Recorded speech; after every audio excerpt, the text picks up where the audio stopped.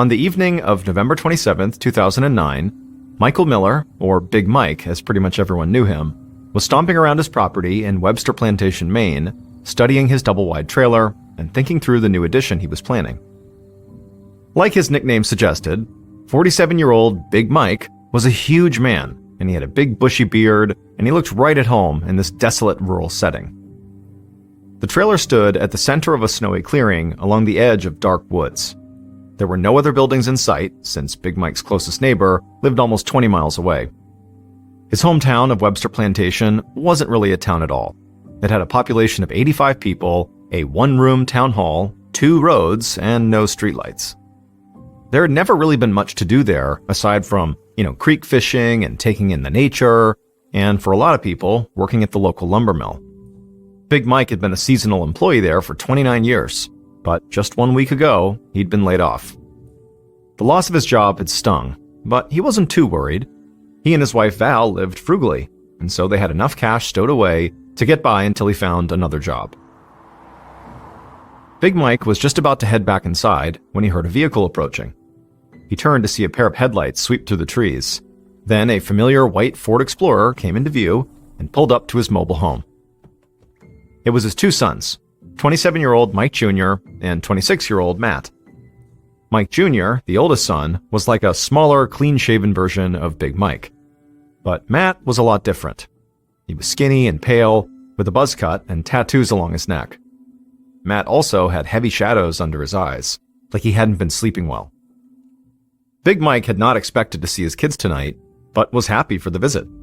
So he walked up and gave them each a big hug and invited them inside. Then he called out to Val that the boys had stopped by for a visit, and within seconds, his wife appeared from the kitchen with a tin of her famous coffee cakes in hand.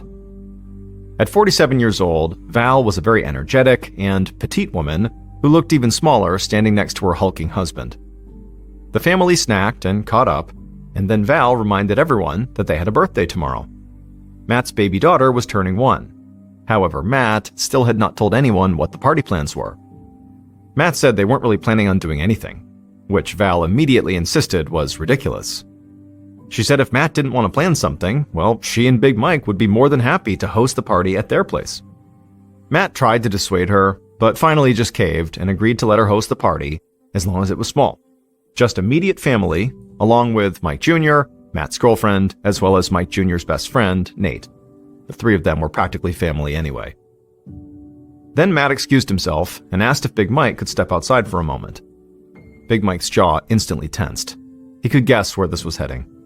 And sure enough, the moment they were outside together, Matt asked his father if he could borrow some money. Matt began talking about how he hadn't worked in months and was struggling with all the costs of a new baby. He couldn't even afford gifts or a cake for tomorrow. That's why they hadn't planned a party. When he finally finished his spiel, Big Mike told Matt not to worry about the cake. He and Val would be happy to pick one up before the party. But he couldn't lend Matt money at the moment. For one thing, Big Mike told his younger son that he'd himself just been laid off from his job at the mill, so money was tight for him. And more importantly, he couldn't trust that Matt would actually use the money for his family. Matt looked absolutely furious at his father's response, but he did not push the issue. He just shook his head and headed back into the mobile home, where he asked if Mike Jr. was ready to go. The boys left a few minutes later, giving Val a kiss on the cheek before climbing into Matt's Ford Explorer. Big Mike watched the SUV disappear into the forest, wondering if he had been too hard on Matt. Then he heard Val calling, and he turned to head back inside.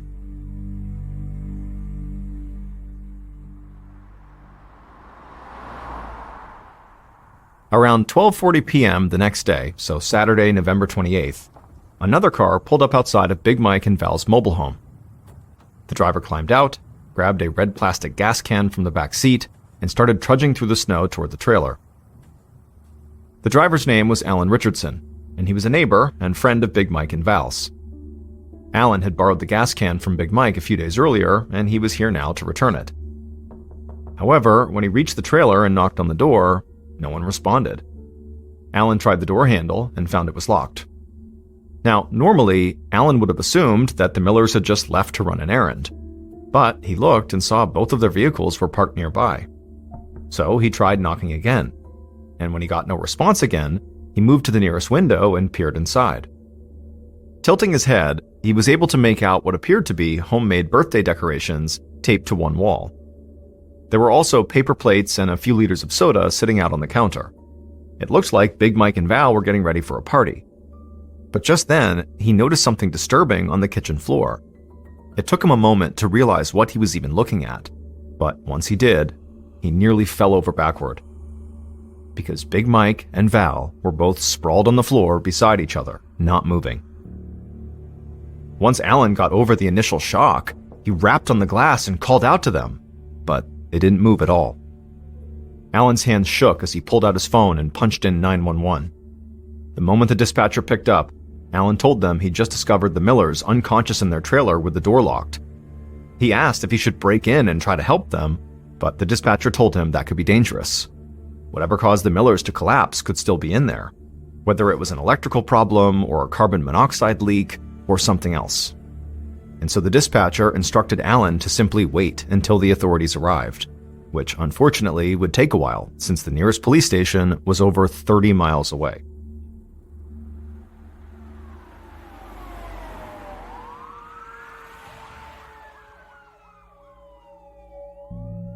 Alan was still waiting nervously outside the mobile home when he heard sirens approaching through the woods. An ambulance rounded a bend in the trees, followed by a police cruiser and a fire engine. And they all pulled up in front of Alan, lights flashing. A police officer wearing a respirator mask told Alan to stand aside, and everyone waited while the firefighters tested the air around the door for carbon monoxide. When they announced that the coast was clear, the police forced open the door and entered the mobile home, followed by a pair of EMTs. And what they found, there in the kitchen, was Big Mike lying flat on his back, staring up at the ceiling, with his legs folded awkwardly beneath him. His wife Val was slumped by his side, with her head resting on his chest. Their skin was waxy and pale, they weren't breathing, and there was a small amount of blood on the floor around them. The EMTs checked for a pulse to be certain, but it was obvious the Millers were dead. And as soon as the EMTs looked more closely, it became clear what killed the Millers, and it was not carbon monoxide. They noticed a small hole in Val's right temple, and a similar one at the base of Big Mike's skull. The Millers had been shot. Meanwhile, Alan continued to wait outside, watching the activity from a distance and calling everyone he knew to tell them about his awful discovery. At the same time, local police and medical personnel continued to arrive one by one until an entire fleet of law enforcement vehicles filled the clearing. Finally, about a half an hour after the EMTs first entered the mobile home, lead investigators Daryl Peary and Brian Strout of the Maine State Police arrived. The detectives stepped out of their car, quickly introduced themselves to Alan, and then said they had a few questions for him. They wanted to know how Alan knew the Millers and why he was visiting that morning. He told them about borrowing the gas can and said that Big Mike and Val were some of his favorite neighbors, as good-natured and helpful as you could find. He also mentioned that he'd been surprised to find the door locked when he arrived. People around here typically left their doors unlocked. The detectives collected Alan's contact information and then told him he could leave. After that, they headed inside. Detective Peary's first thought upon entering the mobile home was just how neat everything was. When he got the call for 2 potential deaths at a trailer in the woods, he'd sort of half expected the place to be a cluttered mess, possibly even a drug den or meth lab. Instead, he found a tidy living room full of family photos and birthday decorations. This was a well-cared-for home. A very crowded home at the moment, since police officers were still busy photographing everything in sight. The detectives slipped through the crowd and made their way to the kitchen, where they found the medical examiner crouching over the Millers. Detective Strout leaned down close to examine the bullet hole in Val's right temple. As he did, Peary commented that there wasn't a lot of blood in the kitchen for a pair of gunshot wounds, and the medical examiner agreed, explaining that the murder weapon had to be a small, underpowered handgun like a .22. The detectives perked up when they heard this, because they knew such a small gun like a .22 would most likely be used at very close range, and if Big Mike was shot up close from behind, it suggested one of 2 things. Either he had been held at gunpoint and executed, or he knew his killer and trusted them well enough to invite them into his kitchen and then turn his back on them. Just as they were figuring out which was more likely, A police officer hurried over and said they'd just found something the detectives would want to see. Strout and Peary followed this officer to a small room that was full of shelves. They were stocked floor to ceiling with used electronics, stacks of DVDs, tools, and a small arsenal of firearms. Strout and Perry began walking through the room, pulling out random bins to check on the contents. They couldn't imagine what all this merchandise was doing here. But before they could figure it out, there was a commotion outside. The detectives went back to the living room and looked out the window at a young man in his late 20s flailing his arms in frustration while a sheriff's deputy blocked him from entering the front door. The man kept repeating that he needed to see his mother and father, until finally the deputy just said, "I'm sorry, Mike, they're gone." At that point, the young man began to sob. Then he stumbled back to his truck, which was parked alongside all the other law enforcement vehicles.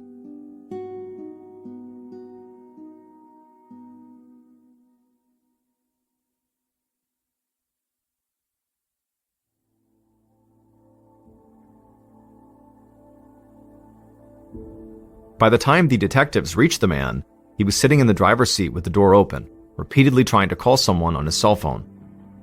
Strout and Peary introduced themselves to the young man, who replied that he was Mike Jr., the Millers' oldest son. They asked him why he had come to his parents' place, and he explained that he just heard from a friend that there was some kind of an accident at his mom and dad's place. And so he had rushed over as fast as he could, but he'd never expected to learn that both of his parents were dead. Mike Jr. said he had spent the last few minutes desperately trying to call his younger brother, Matt. Mike wanted to be the one to break the news before Matt heard it from someone else.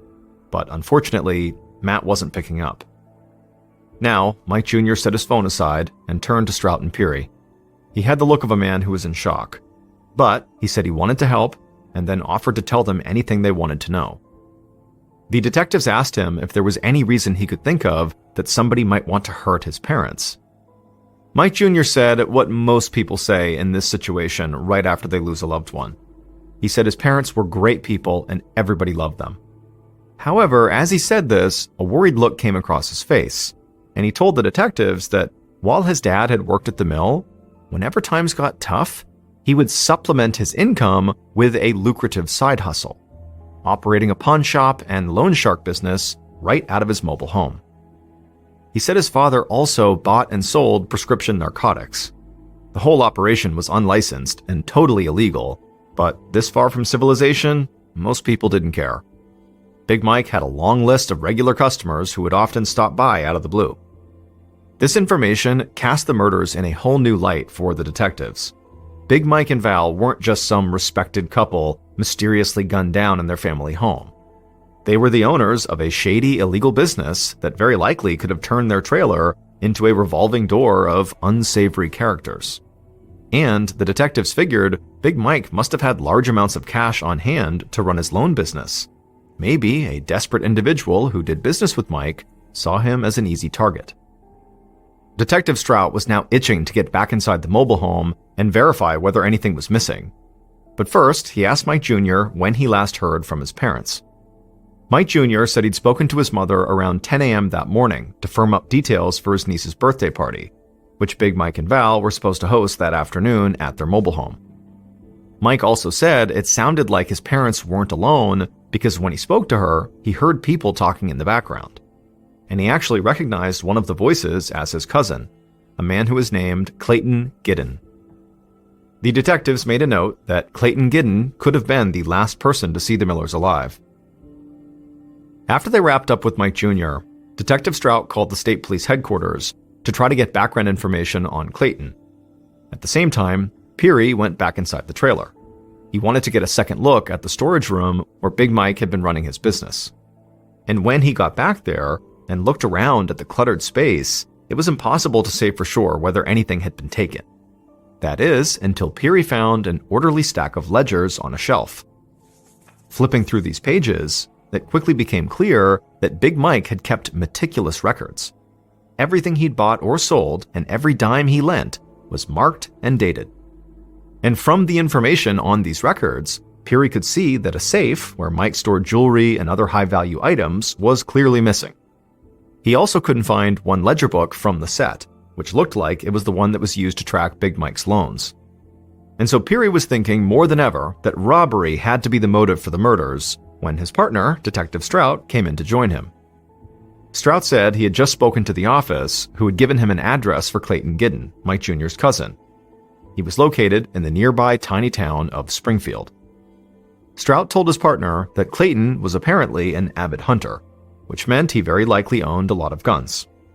Now, both detectives were even more eager to talk to him.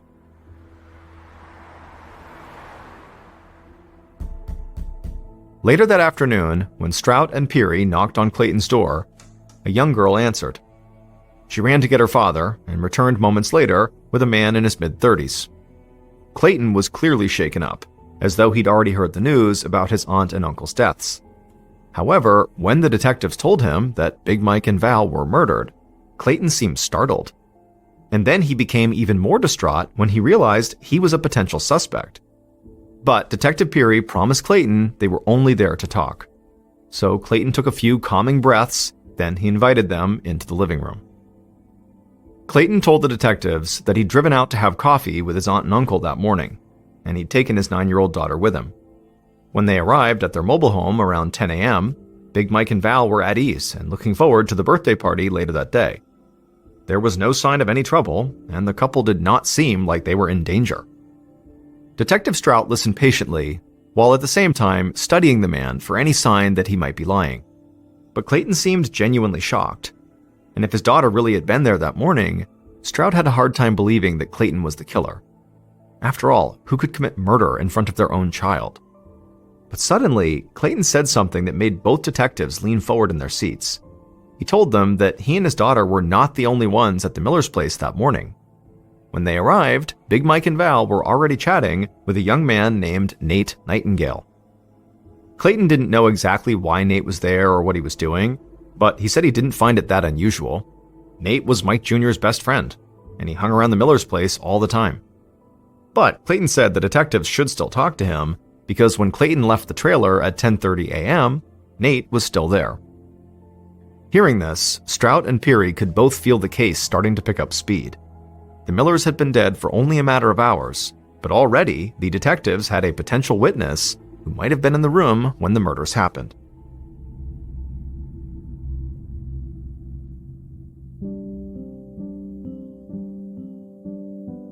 When the detectives met at the state police office the following day, November 29th, they found new information waiting for them. The autopsy results had come in, and they confirmed that Big Mike and Val were killed with a .22 caliber pistol. This cemented the detectives' suspicions that they'd both been shot at close range, likely right there in their kitchen. The office had also pulled Big Mike's phone records, showing that he'd called a friend at 10:40 a.m. The detectives would contact this friend, and they would confirm that yep, Big Mike had called them, and during their conversation, nothing had seemed off. That left a narrow 2-hour window when Big Mike and Val could have been shot. Big Mike was very much alive at 10:40 a.m., but the couple was dead by 12:44 p.m. when Alan Richardson, the neighbor, had called 911. So Strout and Peary got to work tracking down Nate Nightingale, perhaps the last known person to see the victims alive. But they were also eager to speak with Matt Miller, the younger son of Big Mike and Val, who still was not answering his phone. And as they would find out, Nate Nightingale and Matt lived right near each other. So the detectives set out to pay them each a visit. Matt's apartment was closer to the station, so Strout and Peary headed there first. And from the moment Matt answered the door, the detectives could sense that something was just off. The 26-year-old had shadows under his eyes like he hadn't slept in days. But it was actually Matt's behavior, not his appearance, that really got their attention. Matt was not acting like someone who just lost his parents. He didn't show signs of grief or even press the detectives for any details on the progress of the case. Instead, he seemed nervous and evasive, almost like he just wanted Strout and Peary to leave as soon as possible. And the detectives responded to this behavior by actually pressing him on his whereabouts the previous day. He told them he had just been driving around Lincoln with his girlfriend Tanya and their infant daughter, picking up last-minute items for the birthday party that afternoon. Matt's alibi was short on details, and the way Matt refused to meet their eyes as he spoke made the detectives even more suspicious. And also, Tanya was out running errands with the baby, so she couldn't even confirm Matt's story. Strout felt sure that Matt must be hiding something. So he tried asking about his relationship with Big Mike and Val. Was he on good terms with his parents? Matt brushed the question off, saying of course he was on fine terms with them. They were his parents. And then after that, no matter what the detectives asked, Matt gave similarly curt responses. It eventually became clear the detectives were not going to get much more from him today.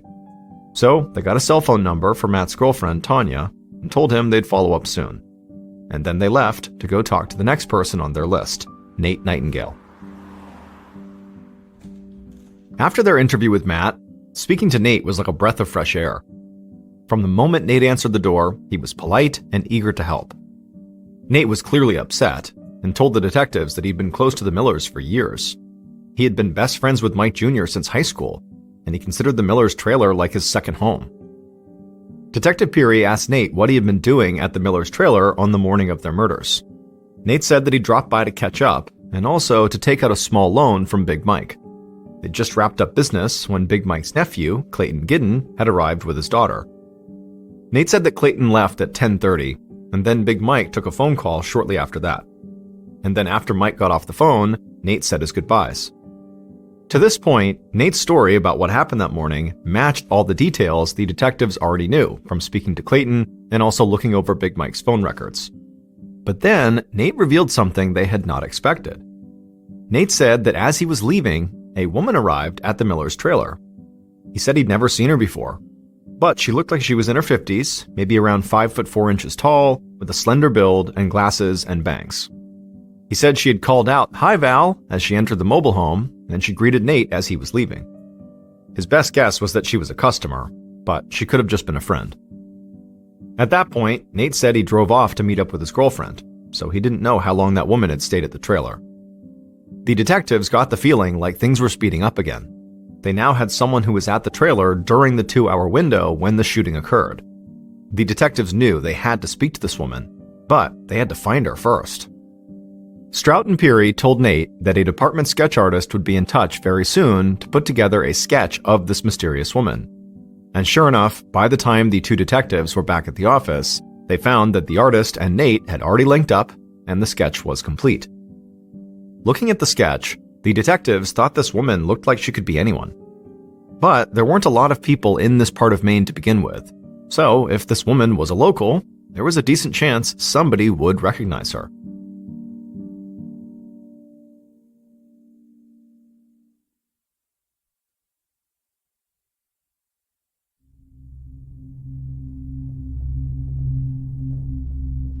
On December 1st, 2009, so 3 days after the Millers' murder, the detectives hosted a press conference where they officially disclosed what many people already knew.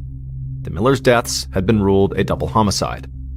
Then, they also released the forensic sketch of the mystery woman, saying she was an important person of interest in the case. Anyone who recognized her was encouraged to call the investigators as soon as possible. Right after the press conference, police posted copies of the sketch all over town, while others went door to door asking if anyone knew the woman. And soon, calls started to come from people all around the state who said they did recognize her. The detectives were just starting to look into these tips when Matt Miller's girlfriend, Tanya, finally returned their call from 2 days ago.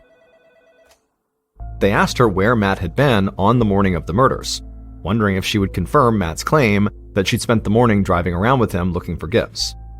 But instead, Tanya insisted she had not been with Matt at all that morning. She said on Saturday morning, Matt had walked out the door without saying where he was going.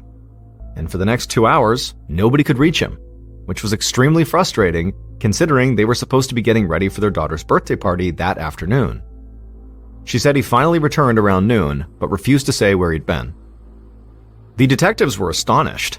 Matt had clearly lied to them, and his own girlfriend was now saying that she herself didn't know where Matt was during the time of the murders. They considered driving over to pick Matt up for questioning, but decided to hold off until they could gather more information.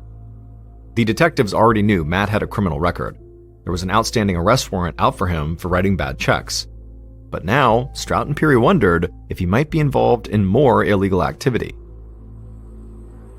For the next 3 days, the detectives quietly contacted people throughout the area, pressing for information about Matt.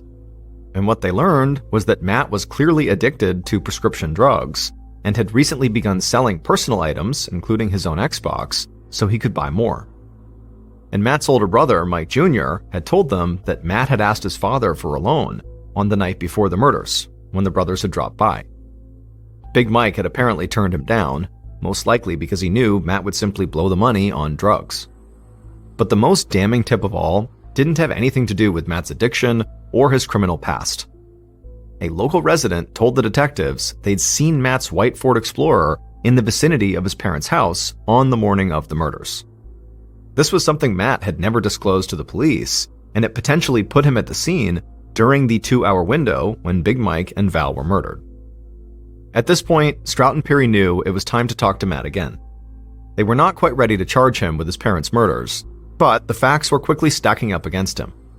So on December 3rd, 5 days after the murders, they arrested Matt on that outstanding bounced check charge and brought him in for questioning. Once they put him in a room, they pushed him hard, telling him they knew he killed his parents. And Matt just denied everything, while at the same time becoming increasingly emotional.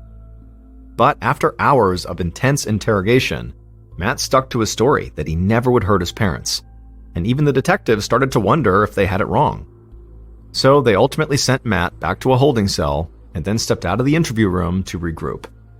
And that's when they got a tip that reassured them they were on the right track. A local man called to say that on the evening before Big Mike and Val were killed, Matt had called him up looking to buy a gun.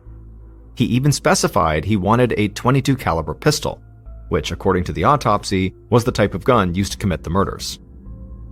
The man said the firearms sale had not gone through, but the detectives figured Matt still could have kept on looking and eventually gotten his hands on a .22. With this new tip, the detectives marched back into the holding cell where Matt sat on his bed and told him what they'd learned. Matt immediately insisted that the tip was false, saying he never tried to buy a gun that night.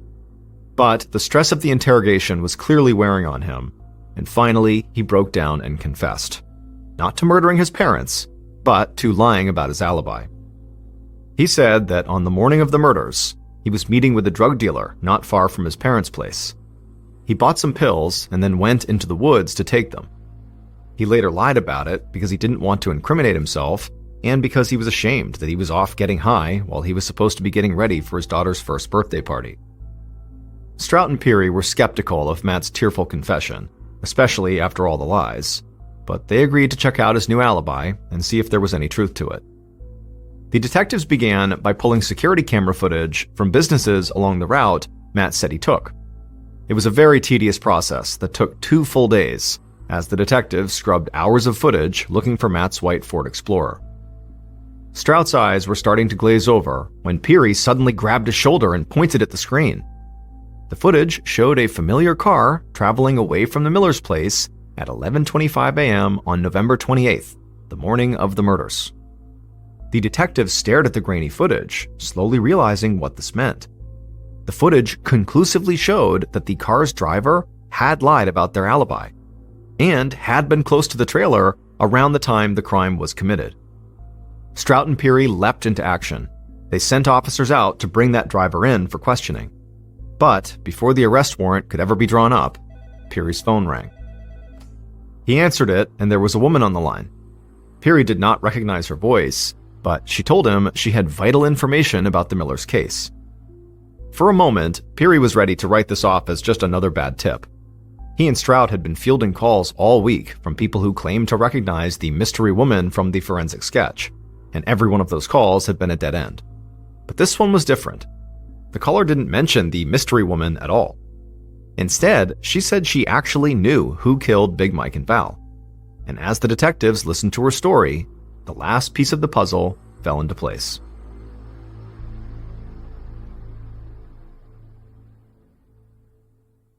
Based on the evidence collected at the crime scene, security camera footage, and interviews conducted throughout the investigation, the following is a reconstruction of what police believe happened to Michael and Valerie Miller on the morning of November 28, 2009.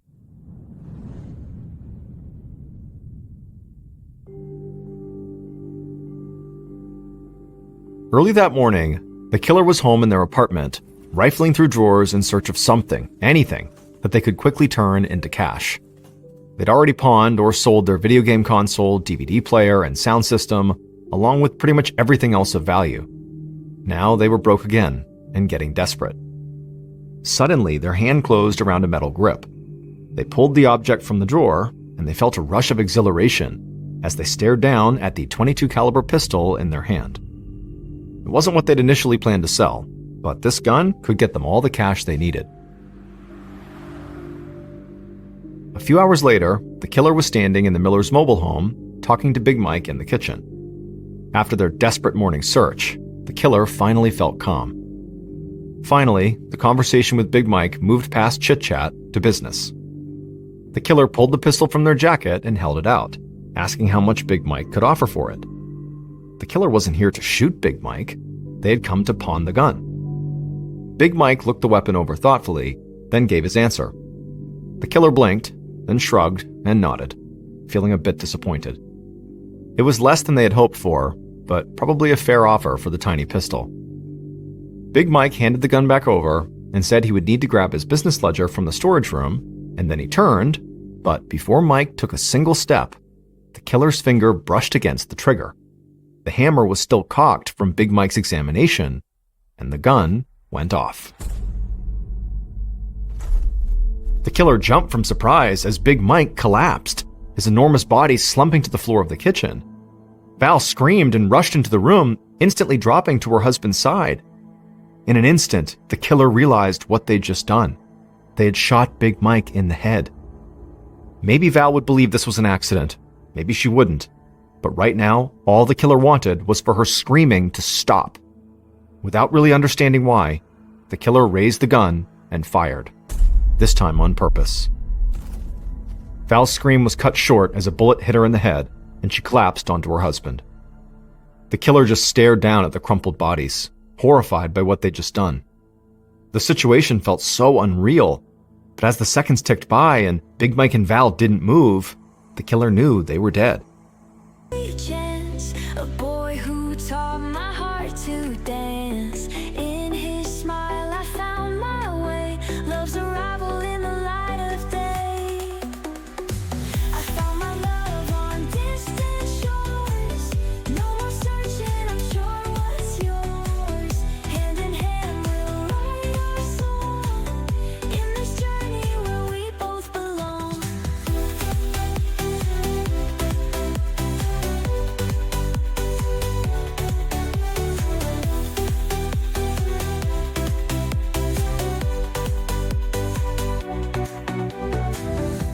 The sun dips low, the stars they glow. With him time stops and hearts do flow. In summer's breeze we dance away. Every second feels like a holiday. Paths cross destiny, sweet chance. A boy who taught my heart to dance. In his smile I found my way. Love's arrival in the light of day. I found my love on distant shores. No more searching, I'm sure what's yours. Hand in hand we'll write our song in this journey where we both belong.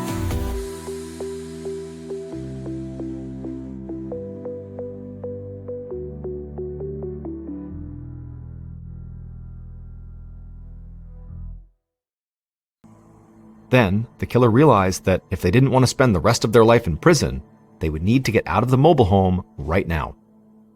And they were about to flee when a thought suddenly struck them. They came here for money, and Big Mike would not be needing money anymore.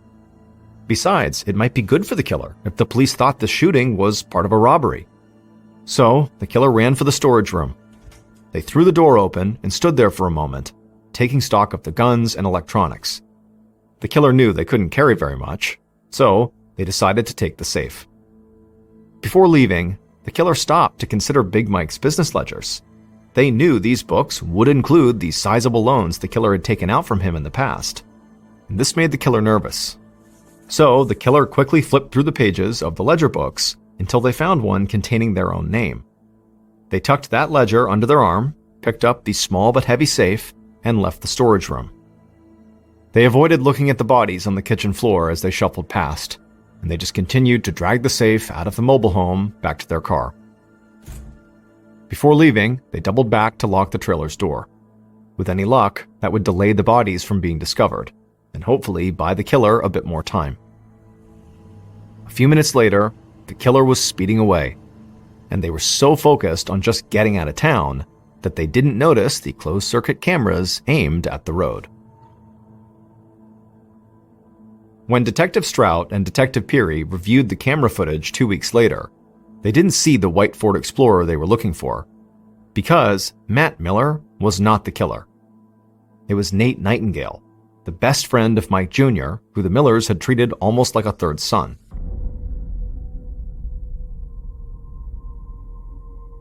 The woman who had called in with a hot tip was Nate's girlfriend, and she told Strout and Peary that Nate had come to her and confessed to the crime. Nate was arrested on December 12th, and shortly after that, he would admit to everything. He said he really had gone to the Miller's place intending to pawn the gun. He needed the money so he could go Christmas shopping with his girlfriend. But while he was showing the gun to Big Mike, it went off by mistake, and when he realized what he had done, he panicked and intentionally killed Val. Nate also admitted to fabricating the story about the mystery woman. He said she was just a red herring to keep the police off his tail. She didn't exist. Detective Strout and Peary didn't like to admit this, but Nate's ploy almost worked. The search for that mystery woman burned up a lot of their time, and if they hadn't stumbled upon the security camera footage of Nate's car, it might have saved him. But now that they knew the truth, they looked at the forensic illustration again, and they noticed something they hadn't before. The woman in the sketch looked shockingly similar to Nate Nightingale himself, down to the narrow face, thin nose, and glasses. Nate had intended to throw the police off his trail with this mystery woman, but as he gave them details for the sketch, he sort of subconsciously wound up describing himself. It was almost like his guilt over murdering the people who helped raise him was so great, he could not let himself get away with it. Nate was sentenced to 40 years in prison for murdering Val. Big Mike's death was treated as manslaughter, for which Nate received 15 years to be served concurrently. Big Mike and Val's sons, Mike Jr. and Matt, sat stone-faced at the sentencing, while Nate tearfully apologized for destroying their family. Neither brother responded, but they stayed and watched while he was led away in handcuffs. Ever since, the two brothers have celebrated Matt's daughter's birthday a week early so that on November 28th, they can also remember their parents.